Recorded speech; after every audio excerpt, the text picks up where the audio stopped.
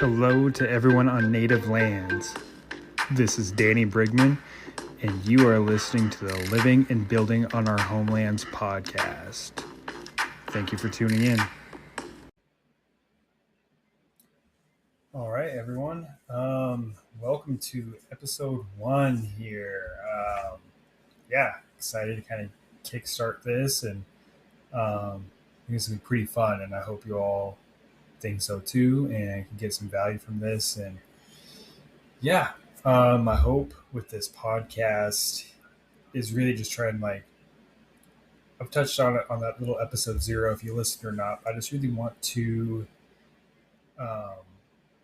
peel back that curtain, share as much as I can with you guys, and help build this connection, build this community together, because that's what I really envision Homelands to be. And just really excited. Let's just kind of see how this goes. Kind of one of the main topics I wanted to cover here today was just kind of the start of Homelands, how it came to be, and whether you're interested in creating your own business, a little curious about entrepreneurship and all of that, like when to make that first step. And so that's kind of just what I want to cover for you all. And if you all haven't really read my Substack, I kind of wrote out kind of somewhat of a timeline. I haven't really covered this coding phase of development yet, but essentially, Homelands was an idea that slowly evolved over time. There was a 2-year period where I created this virtual run challenge, and I was able to manipulate the runsignup.com challenge page, and I wrote in to this little drop-down menu every single tribal land. And so you could run, walk, bike, whatever, then after you're signed up for my challenge, and then come log whose native lands you were on. And if you didn't know, then you can visit the native-land.ca. That's Native Land Digital. They're the ones I still use now for all the mapping purposes on whose native lands you're on. And so I actually donated a decent amount of money to them over those 2 years. And it was really cool. First year of that challenge, I feel like was pretty successful. Some good participation. And I was able to kind of give somewhat of a healthy donation to Native Land Digital. Then come year 2, and by the way, this is kind of like just right after the pandemic. And so it was kind of really, these virtual run challenges and everything were kind of like at their peak. But anyway, so year 2, got it going again, didn't have as much momentum. And kind of what I was seeing was those participating were primarily already native, and for the most part already knew whose lands they were on. And I was really grateful for their participation. It wasn't a free challenge, but for me, it kind of wasn't really accomplishing the goal I had set out to do. And I was honestly kind of starting to feel like I was just doing some virtue signaling, and I was kind of helping do that for others versus like doing some real meaningful good and change. And I just wasn't feeling good about it. So then year 2 was kind of flaming out, and I'm like, man, like this just isn't hitting. Like, why isn't it working out? And I was kind of seeing it as I was going through logging my own miles. It was a tedious process. So you would go run, walk, bike, whatever, and then you'd sync your fitness watch with your phone, and upload your miles. Then what you would have to do is log in to the challenge page, put down, your distance, your time, whatever notes you want to. And then if you didn't already know whose native lands you were on, you'd have to open up another tab or open up the web browser on your phone, go to the Native Land Digital website, type in the address, landmark, whatever, look up those lands, and then come back and then fill it in into my run challenge page. And it was just like there was too much friction in that process. You were going back and forth. You were going between your chosen fitness app, the challenge page, back to Native Land Digital, back to my sign up page. And it was just a lot of steps for someone to go through. And my whole goal was to try and get that casual person who didn't already know whose lands they were on and try to reach them and raise that awareness. And really, if that was the process, there's too much friction. Like, you're not going to capture that casual user. You're going to get your diehard users, which is great, but you can't really grow beyond that. And so I'm like, okay, like that's the issue. But at the time, I wasn't really like, okay, what can I do to fix this issue? It was more or less just like, okay, man, should I even keep this going? Because it was just getting really frustrating. And yeah, like, I'm a busy person. I'm a father, day job, ultra runner, everything else. So it's like, man, like, this is kind of just taking from my cup. It's not filling it back up. What should I do? And then it was honestly at the end of year 2 of that challenge. So this was, I think, end of 2023, rolling into 2024. On my Instagram page for that, I had someone, they shared their like year in review, and it printed out like a cool little like bib and had your total mileage and everything. And they posted that and they tagged my page in it. And then someone in the comments was like, hey, this is really cool. What app is this? And then the individual responded and said, no, it's not an app. It's such and such as Run Challenge. That's why I participated. I'm like, oh, cool. I thought it was an app. And that's when like the light bulb went off for me. And I'm like, holy cow. Someone already thought this was an app. They thought it could be an app. Like, what if it could? And I'm of the type, like, kind of once I get on something, like, I got to see it all the way through. I got to figure this out. Like, it's going to drive me insane until I get it figured out. Which can be annoying for me at times, but also helps out at others, really helps out at work, working in finance. But it's like, okay, how are we going to do this? Like, I don't know anything about coding. Yeah, I just mentioned it, but my background's in finance and accounting. I got my bachelor's in economics and business, and I got my MBA in American Indian entrepreneurship. And like, so I don't know anything about coding. I don't know anything about app development. Very limited knowledge on computers. I always somehow get in way over my head when it comes to work with computers. And but yeah, that's really it. Haven't really done too much more advanced than back in the day, editing my own MySpace background. That's about all I got. So I'm like, okay, let me start looking into different businesses that do like app development and do the coding. I think that's where I need to go, and even just like flesh out the idea more. Because at that point, I'm like, okay, cool, just an app that tracks fitness and has something to do with like native land. And so it really honestly just started with like a basic Google search and looking through. I can't remember what the original search was, but I'm sure it was just like app developing companies or something like that. And just scrolling through, looking at their web pages. Obviously, I mean, like, web pages for that, especially on the first page of Google results, like, all looked pretty good. And just navigating through their websites and yeah, just trying to see like what was going to be a good fit. And I feel like it's pretty intuitive, but you don't just pick the first one.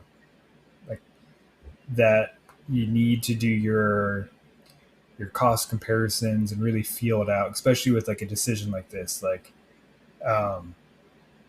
this is for me. this is going to be my baby. This is my idea. And if I was going to share it, I need to know I could trust those people, especially if they're doing the legwork and it kind of has like my name attached to it. I need to know it's going to be quality. And so I got on phone calls with like maybe 3 to 5 different app developers. And that was kind of helpful too, because after like each talk, like it helped refine my idea even more.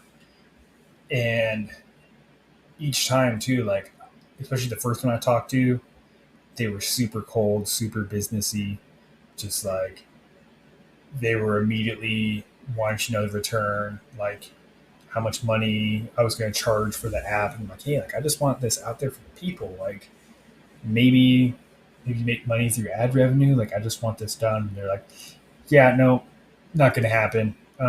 We're here to make money. It's kind of just like, well, damn, dude. Like I was obviously still going to pay for your services, but it was just super cold, a really transactional type of conversation. So I'm like, that's not who I want to do business with.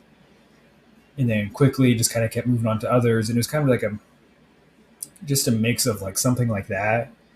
Or I could tell that the company just wasn't really excited about my idea. They were just like, yeah, no, sure, that's what we want to do. And for me, like I wanted someone that was just as excited as me. And so then I finally found a company and like on the phone with the person, and he was getting super excited. He was like, no, like I did my undergrad at Florida State, and they partnered with the Seminole tribe, seeing around. Like, it was just super cool. And he's telling me some of his experiences, and then saying that their office is in Georgia, and then like he named whatever tribes were nearby.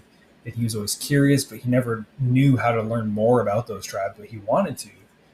And he's like, like I would love this app. Like me and my girlfriend would love to go hiking on trails, and like this would be perfect for us. And he was super excited. And I'm like, okay, man, I think I found my guy. I think I found my company that I want to work with. And so obviously it got to the whole nuts and bolts conversation of like how they structure their development, timelines, costs, all that other stuff. Which maybe is a conversation for another time. But then they kind of laid everything out on what it was going to be. And then it was pretty nerve wracking. Like, okay, cool. I've just been talking about this thing. But now it's like, do I make the leap? Is it time to jump on in head first? Or wait? And as an aspiring entrepreneur, I think that's really like one of the biggest challenges. And for me, it was something that weighed on me. It's like, obviously these services weren't going to be free. They're not going to be cheap. And because if they were, like, this app would probably already be made by somebody else. Because I've mentioned before that mapping, it's called like API is what they call it. They're just pretty much like everything on the back end to make the mapping work is free. Native Land Digital, they offer it for free. You kind of just have to go to their website and like request it, so that way they can kind of keep track of who all has access to it and who's all using it and contributing to it. So like there isn't a barrier to entry like on that end of it. So I kind of had to sit there and think on it. I was like, okay, I've been like thinking, like I've been dreaming wild dreams, been deep in my thoughts, but is it time? I mean, I have a family to provide for. Um, got to keep the bills paid, got to keep the lights on, got to pay this mortgage, all those adult responsibilities. And then like I have my day job still, finance director for my tribe's housing authority. That's really demanding. Um, kids having sports, that's starting up. Then trying to run whenever I can to train for my own races. Like things just pile up. So it's like, man, do I do this? Like, when do I do it? Is there going to be a better time? And so just this advice part doesn't work for everyone. So just take that for a grain of salt, with a grain of salt. So for me, it was when these things happen, like there is no like perfect time. Um, there's always going to be something that comes up. There's always going to be a really easy, I shouldn't say excuse, but reason to push it off and not do it. So, I mean, really, even that, like on that aspect of it, what I am. So this process got started in January of 2024. I'm talking to you at the towards the end of April. So what? That's roughly like 15-ish months, and Homelands hasn't made $1 yet. So like, it is a big commitment, I mean, especially like a business like this. I mean, with all due respect, no, I'm not talking down any others, but there's just some other businesses where you can like start making some money right away, even if you aren't like covering all your costs, whether you're a beater, you make your own shirts, coffee stand, food truck, those sorts of things. You kind of get money rolling in right away. Something like this, you got like a long period before a single dollar comes in. So like in this type of business, like you really got to think about it. You can't be impulsive. Well, I mean, you really shouldn't be too impulsive anyway, but especially like this, you can't just act on impulse. So with all of that, I knew the situation, and I know me, and I am wired that like I need to capitalize while I have some momentum. If I wait and I put something off, I might just move on to the next thing. Might fill that time with something else. Because honestly, on one hand, like if I would have waited, I mean, who knows with what AI is now? Like maybe myself or a friend could have helped me code the whole thing using AI. Who knows? But I know me. I had some good momentum going. I had my wheels turning. So I'm like, okay, now's the time. It's not going to get any better. Um, if I lose this momentum now, I don't think I'm going to start back up. Like, it's like, it's like at like mile like 75, not even that, like mile 60 of an ultra. Like, whether like maybe night, you're an hour into the night or so. I'm like, damn, man, like I just want to go sleep. I just want to call it quits. Maybe another race. And that'll be the time that'll get it done for me. But just like with those ultras, like you have some momentum, you're still moving forward. Moving forward is a pace. So how to keep moving forward. So I made the leap, got that contract with the app development company. I'm like, hey, let's do this thing. Let's go. And kick that off. And so like that's for me was huge. And I don't think I'd go back and change this, but I kept things really under wraps on what I was doing because I really wasn't sure if it was going to work. I wasn't really that confident, but I just knew I just needed to like keep my head down and work. And honestly, like a big part of it was I didn't want to open myself up to any negativity. I didn't want it to be out there and have my auntie tell me it was a bad idea because I have a family that I'm raising, or have a friend say, hey, that idea doesn't make any sense to me. That's not going to make any money. Why are you wasting your time? Or just anything like that. So for me, I kept it under wraps from like January of that year when I started till May. So 4 or 5-ish months. I don't think I really told anybody. Didn't tell my family or really told anybody because I just wanted to keep my head down and keep plugging away at it.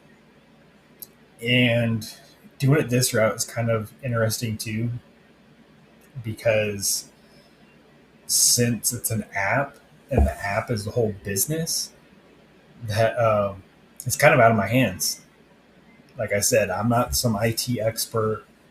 I'm not working away on a computer coding or even doing graphic design work, coming up with logos and home screens and what other pages will look like. Like all that is on the app developer. And so, yes, they have questions, they have feedback. They want to know what kind of tone I want for it and everything else. But like a lot of it's on them. And it's like part of that too, like that's where it was kind of easier maybe, where like if I was having to spend hours and hours each night on a computer working away, then like obviously be more apparent that I'm working on something. And then I'd be maybe forced to share sooner what I was doing. But since that was all in my hands, it was just like, okay, let's let them work, answer their questions, and then just keep plugging away at this thing. And um, the way the contract with my app developer worked, there's three different phases of development. Phase one is kind of just like your basics, getting your logo, um, what the little, I forget what they actually call it, but like on your home screen, what the little app picture will look like, and like different home screens, like what will that look like? And so like that was phase one. And phase two was work on the API, uh, the API. No, what was it? Sorry, now I'm drawing a blank. There's a UPI, UPX. There's like user experience and user interface, and that's just kind of like what are the different pages within the app going to look like, and how are they supposed to flow, and um, so that was the second phase, and the third and final phase is the coding, where you're actually going to get a prototype of the app and then test that prototype very vigorously before you have it out in app stores. And so January to May ish, I think it was the end of May, was phases one and two. I'm working away at that. And that was that was a lot of work too. And it was interesting because it was like, yeah, having to come up with a name for that. Like, what should it be? And as you could probably guess, um, based on me working in accounting and finance, even if you're watching the video version of this, the lack of a cool backdrop, literally just the dining room wall, um, with my daughter's All About Me board from Head Start hanging up behind me on the door, a bunch of old receipts and stuff hanging up over here, and all that stuff. Like, clearly, I don't have a creative mind that can bring things out to reality. I like to think I'm creative, but just whatever is in my head, I can't ever get that picture out for everyone else to see. So come up with the names of things, that stuff was really hard. And oh no, I actually did rope one person in on that process. It was actually my friend Phyllis, my big sister. Um, she's the one that helped come up with the name of Homeland. So thank you, Phyllis. But yeah, so that was just like that whole process, and that was pretty tough. But then I knew once it came to the final phase, the coding phase, that was going to be expensive. And that's where I was going to need help. And so that was going to be the time to let everyone know. And that was kind of a tough decision to make because I wasn't sure I was going to be received. Um, it's kind of easy to look in hindsight, that I've had so much support. Um, Thankfully, at least until this point, I've only had one troll in the comment section so far. But I mean, it's a scary leap. I mean, this was like my baby that I've been working on, and I don't know how it's going to be received. Um, it was really tough. I mean, especially like being from the reservation, living on the reservation, like people people out here don't develop apps. I don't think many do. Um, so it's weird. It's different. And like I don't mean this in a bad way. Please don't take this wrong. But I think if I was hitting the basketball tournament trail, or if I was doing a food truck, or if I got into stick game, like community would have got fully behind me on that.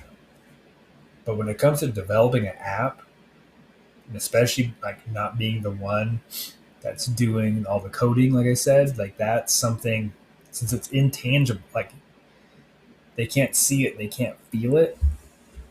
I was worried it was going to have like a bad reaction, or maybe even worse, like a no reaction from my community. So it was really scary. But like I knew where it was at because I was self funding the project, that I was going to need some help. And then, regardless, at some point, I mean, since it's an app for people to use, I was going to have to get it out there to everyone anyway. And so, what better way to start building the social media presence and like building that community that's ready and waiting for that app once it comes out? So, that was a really scary leap. Um, and with that, had to go jump through the hoops to formalize the business and everything else. Which, kind of a side note too.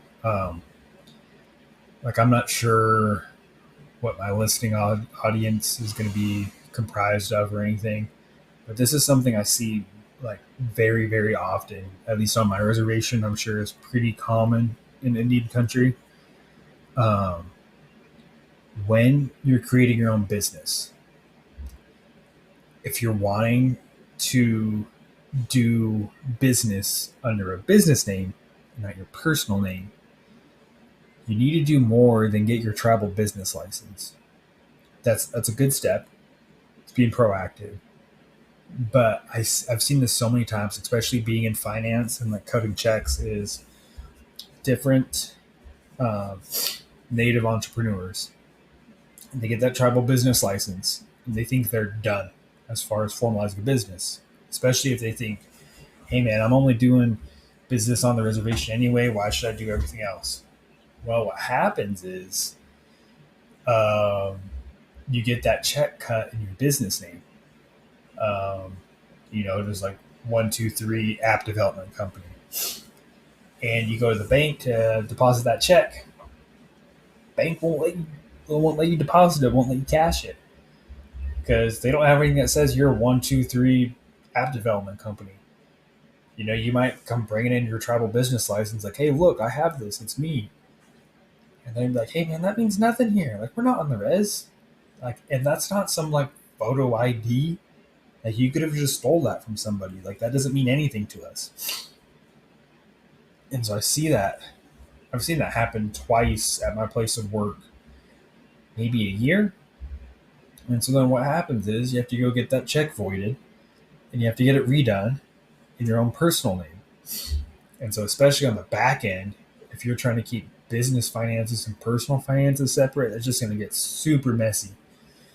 So there's more to it, and I wish tribes' tarot offices, which is Tribal Employment Rights Ordinance, I wish they would explain that better to people when they go to start their own business and get their business license. So if anyone's in that boat, like, here's your thing now, like DM me, I can help you with that process. But just know you need to do more than get your travel business license. It's a good first step, but you're not done. You need to go set up your own business account. You need to actually formalize everything else. If you need help with that, always DM me, reach out to me in whatever way possible, whether it's my personal social media or it's Homelands. So anyway, sorry for the side tangent there, but just something, literally, it came up probably just a couple of days of Friday at my work, helping someone out. So anyway, yeah, like I had to put it out there for everyone because I had to raise money to make this thing happen. And it's a scary thing too, kind of asking for people's money. There's no playbook for this. I'm a very process driven person. Like A plus C always equals A plus B always equals C. Follow steps 1, 2, 3, and then you get your end product every single time. And like that's just the way my brain works, which is probably why I work with numbers. And with this, there's no right way, there's no wrong way.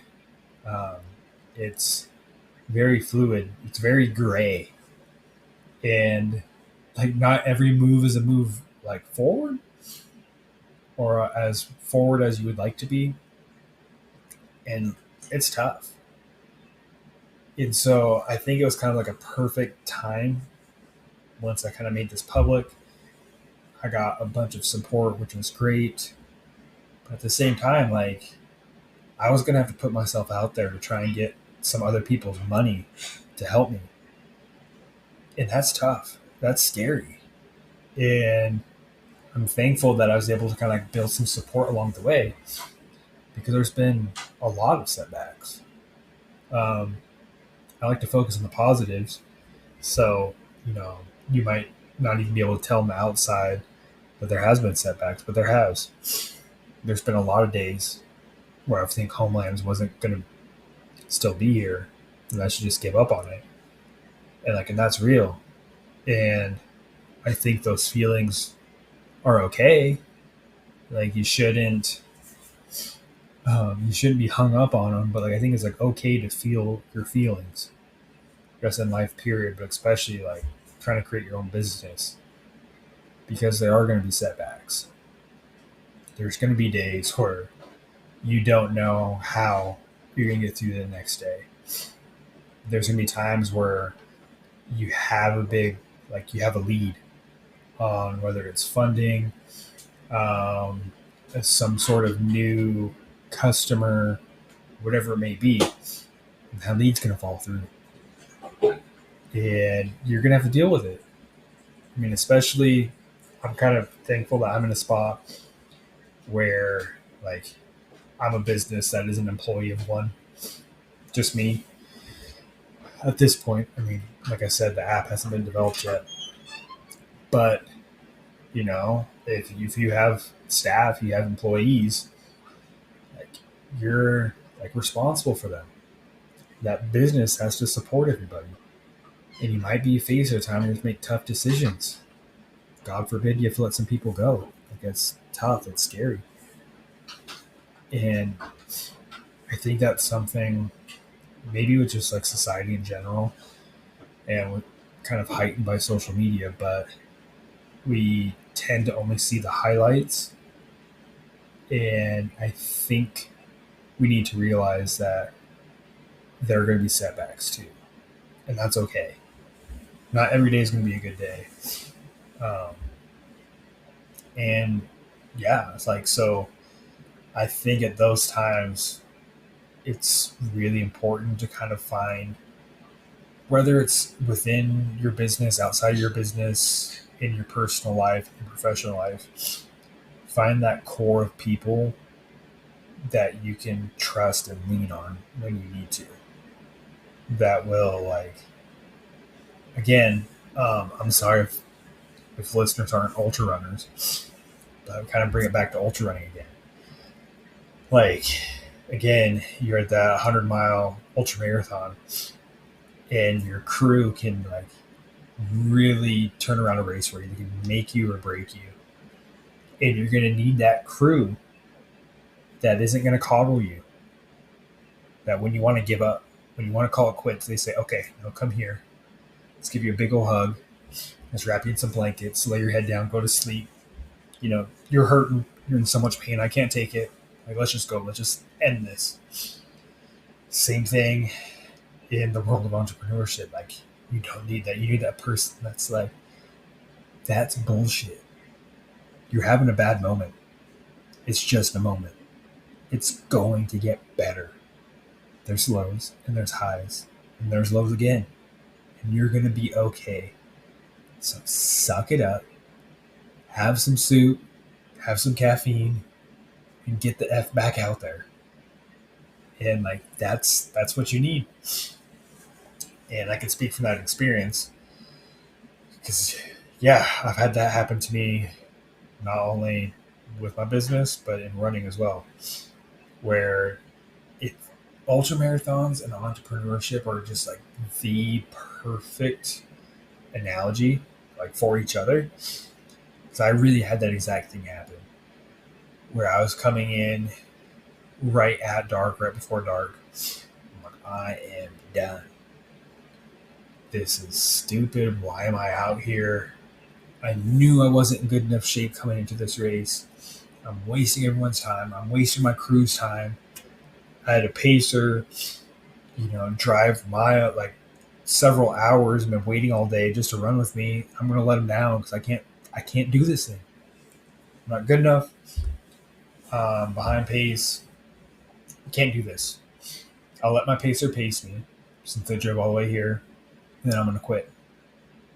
And thankfully, I had a strong enough crew, strong enough pacer that wouldn't take no for an answer. And that's exactly what I needed.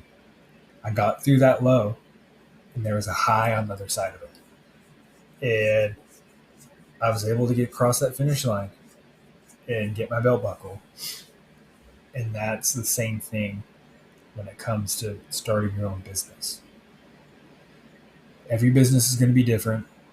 It's going to be tough. It's going to be challenging. Um, what I struggle with isn't going to be the same thing you struggle with.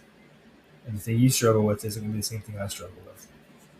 And in each field, everything's going to be a little bit different. And that's okay.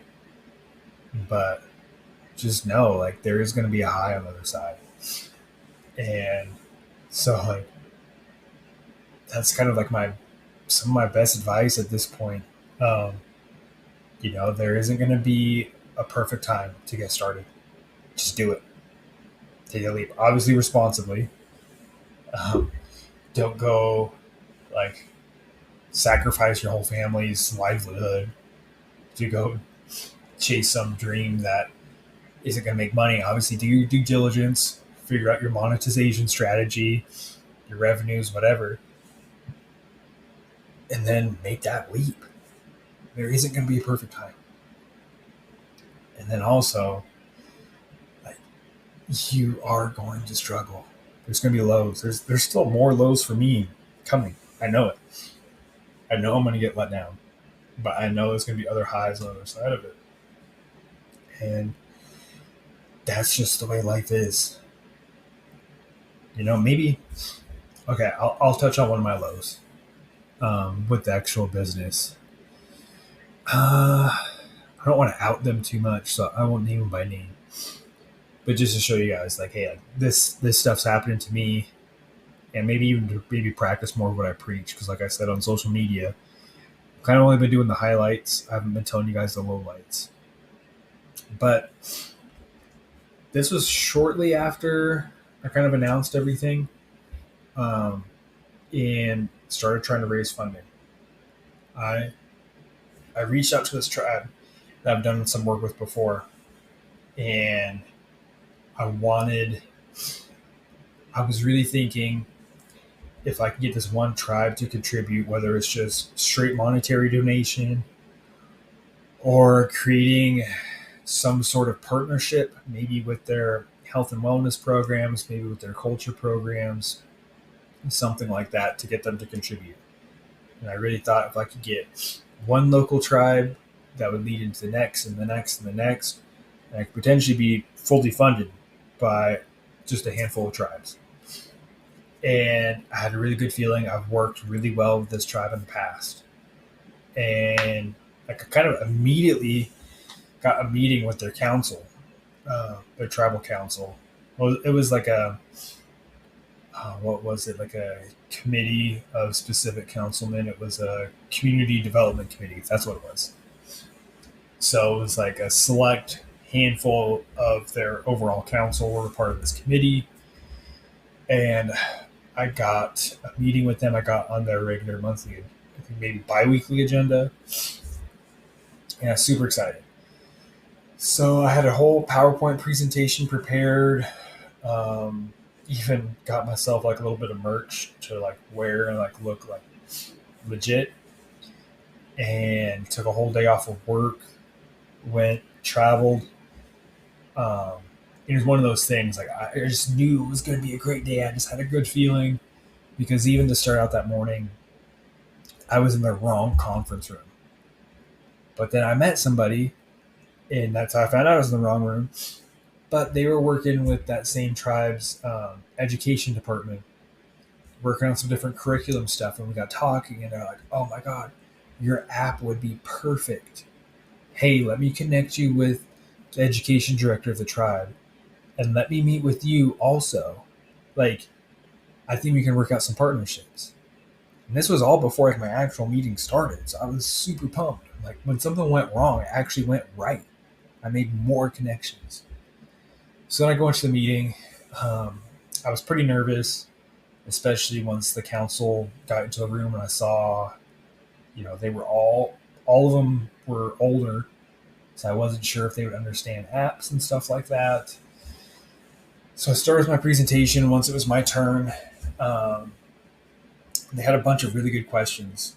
And so that was encouraging, like questions that showed they were listening. Um, because if you haven't dealt with tribal councils before, they're not all, I'm trying to think of the way to put it. They're not all of them are business savvy or especially tech savvy. And so oftentimes someone will just ask questions to sound like they were listening and to like sound important and make it seem like they had feedback. But these were real good questions and even sparked a couple of different ideas for me along the way. And it went great. It's like even as I was wrapping up my presentation, one of the councilmen's like, hey, I know these nonprofits, talk to this. Here's these people. Here's the direct contacts. I think they can help you out. It's like, great. And then they wanted to schedule a second meeting. So I'm like, perfect. Sounds great. And walked away from that. And I'm like, heck yeah, I'm going to go celebrate, like go get a run in. And even while I was on my run, I got a call from that first person I met when I was in the wrong room. And like, hey, yeah, I talked to the education director, wants to meet with you, and all this other great stuff. So I'm like, man, it's just a perfect day. I nailed it. And I forget how much time had passed. And then it was time for that second meeting. In the second meeting, they wanted to do just over Zoom and hashed out a little bit more of the specifics. And they obviously followed up on like, hey, we gave you the leads. Like, did you hear anything? And the leads kind of all flamed out. They either didn't respond or said, since I was structured as a business and not a nonprofit, they couldn't help. But by the time that call wrapped up, they're like, hey, yeah, no, like pretty much like we're in. We want to contribute. We just need to discuss in private how much. It's like, man, great news. Excited, just let me know. And then a good chunk of time passed, and I was emailing back and forth to her secretary. And she was like, hey, they just discussed, here's the paperwork to fill out with accounting, so we can set you up as with a vendor. The chairman of the committee just talked to the accounting director, so she's aware. I don't know how much they're going to contribute, but they're going to be sending something. Congratulations. So great. I filled out the vendor packet, sent it over to accounting. And then their accounting director emailed back. I had to tweak some things. But then they started asking some questions where I'm like, oh no, red flags. Where they were asking what kind of goods or services would I be providing the tribe. So I'm like, hey, like kind of neither. Here is my understanding. They should have talked to you already. And then I had to harass them like lots and lots of follow-up emails. I'm like, hey, yeah, I talked to council. They don't know who you are. We're not doing business with you. We're not handing you money. I'm like, no, I'm not asking for handouts. Like, talk to this person. And I CC'd everyone I could on that email. And like, they told me to come to you that you knew. Here's my whole project. Here's what I'm trying to do. Like, come on, everyone. Like, back me up. You like my idea? Like, come on, somebody. And then the accounting director just said, thank you, but I'm sorry. We're not doing business with you. But obviously, I sent many follow-up emails, reached who I could. But that's where that died. Couldn't get past that accounting director. And again, for those of you who haven't worked with tribal councils, might seem crazy. Like, hey, they're the leaders. They said to do something, it should have happened. Well, unfortunately, this is fairly common. They have so much stuff on their plate anyway, so they move on to the next thing. Um, I like to think for positive reasons that maybe they had just had too many emails in their inbox. I got lost in their inbox. Maybe I went to spam, but that's where that died. And then also the people that I met before, well, the person I met in the wrong room before the meeting. I got on a Zoom call with the education director. She loved the idea, but it was the same thing. Bunch of people smiling, nodding, saying they loved the idea, and that was it. Like, that was a huge blow. That was one of my first setbacks. It hurt because then I took that loss, and then I'll be fully transparent on this one. Then I went to my own tribal council. You may ask, why didn't you go to your own first? Like, you work with your tribe, you're a tribal member. Well, my tribal council is notorious for giving answers like, really good point. You know what? We'll discuss that in chambers and we'll get back to you. Or, hey, we'll talk with our secretary and see when we can get you on the calendar. Famous last words. So notorious for that. So I wanted, perfect world, to get another tribe to contribute first. Kind of make my council look bad, put them on the hot seat. And so that way, potentially they would match. And I even said that to this other tribe because they asked, like, hey, how can you go to your tribe first? And I told them exactly. And I'm like, hey, if word gets back to my council, I don't necessarily care because they need to fire it under their ass. And so I hounded.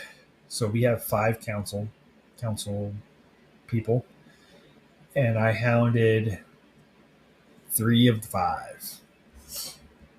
Lots of love your idea, love it, all the same BS, and we'll get you on the calendar. We'll talk to our secretary, and then nothing, and nothing, then nothing. And one of the councilmen, I guess I know all of them fairly well, but one of them, not that any of them were bad, but like I know he's a good guy. And I did some little local fun run fundraisers, and he participated. And he brought it up on his own because I've reached out to him like 3 or 4 times. And I think he was the last councilman I reached out to and like didn't get anywhere. And he brought up on his own. And he's like, hey, I'm sorry. I am trying to get on our agenda. But like, it's just really hard to get all of council to like move. And it was tough. But it was one of those things of like, no, like none of these people are like bad people. I'm not saying that they're bad or good or whatever else. It's just comes with the territory. And like, I get it. I really do. Like in their eyes, like on one hand, I could be looking just like any other tribe member trying to ask for a handout. But at the same time, like this is a different kind of business, one that they're not used to. And then in their defense too, like I'm sure if every tribe member who wants to start a business came asking for a handout, tribe be going broke. Like they can't just hand money to everyone. It's like I get it, but it was just really hard. Like that was like almost right out of the gates of like announcing everything. Like those 2 setbacks were like one almost had a high to it, but like that's what happens. And it's just really important to, like you're going to lose momentum, but like it isn't the end of the world. Like it's going to get better. And this is, I'm almost saying it out loud so I can hear it too. But yeah, that's just life in the day of an entrepreneur. Like it's hard. Business is hard. Yeah. So anyway, kind of just like wrapping up here. I hope you guys are getting something out of this. I know I kind of am, just voicing it out loud. It is different, kind of just talking to myself, talking to my computer screen. Um, but I hope you all enjoy. This would be kind of along the lines of what I hope to kind of provide, hopefully weekly, and kind of just mix in kind of whether it's an update or milestones for homelands, and mix that within like maybe some entrepreneurial advice or like takeaways also, because I want everyone to kind of maybe learn where like from my pitfalls to help the next person out like coming up behind me, because I don't really have that as I forge ahead. I mean, there's some stuff, but like specifically like in this field, like there's not really much. So I just really hope in those ways I can help provide for you all, and hopefully it's entertaining too. Um, Even if you aren't into that entrepreneurial mindset, which like I get. Um, but yeah, so I hope whether it's weekly or every other week to have episodes like this about this length of time, thinking maybe 45 minutes to an hour, just talking about what I have going on with Homelands, kind of takeaways from it, my advice, maybe what I would do different if I was to do it again, and trying to just keep it in that framework, um, like that, because it mix in maybe a little bit too of like, hey, how do I balance everything? And you know, just because I have it balanced today doesn't mean like tomorrow is going to be perfectly balanced, and like kind of like those different things and takeaways, just mixing in creating a business from the ground up, what that's like, while also balancing being a dad, having a day job, everything else, and kind of just how all those interconnect, and really at the end of the day how they help one another also. I think too often we focus them on negatives, that each one takes up a block of time, but I think that's at the end of the day what makes us great. So yeah. Anyway, that's what I hope to share with you all. Thank you for tuning in, whether it's on video platforms or audio platforms. Still kind of figuring this stuff out. But thank you all for listening this far. If you have and you are a diehard, I appreciate you. And yeah, go ahead, comment, like, share, whatever. DM me, give me some feedback on what you'd like to see or not. And again, too, any businessy questions like that, if you're wanting to start your own thing, you know, always feel free to message, reach out, put it whichever way you feel most comfortable. And yeah, thank you all. One last parting thing. I was hoping to post this a couple days ago, or I guess at least record it. But man, rural life is rough. We had a windstorm 4 or 5 days ago now, knock out our power. And so we were without electricity that whole night. I think I had to go leave for work without electricity. Power came back on. And then it went back out the next night. And then I had to fire up our generator for a little bit. And then I think it was like night 3 was when I was going to record. And the power went out again. And then not only that, like my generator ran out of gas during the night. Like that was such a headache. And then the next day I had to go get some more gas for it. And yeah, it was like 4 days without power. It was rough. Thankful I have a generator though. Like comes with rural life. But yeah, that's why I couldn't get this to you sooner. But again, hope you all enjoyed it. Yeah, hoping maybe towards the end of the week, give you guys something to listen to. Maybe each weekend is kind of what I'm hoping for the timing. Yeah, anyway, sorry, long outro, but I thank you all. I appreciate you all. Like, share, subscribe, give me feedback, and thank you.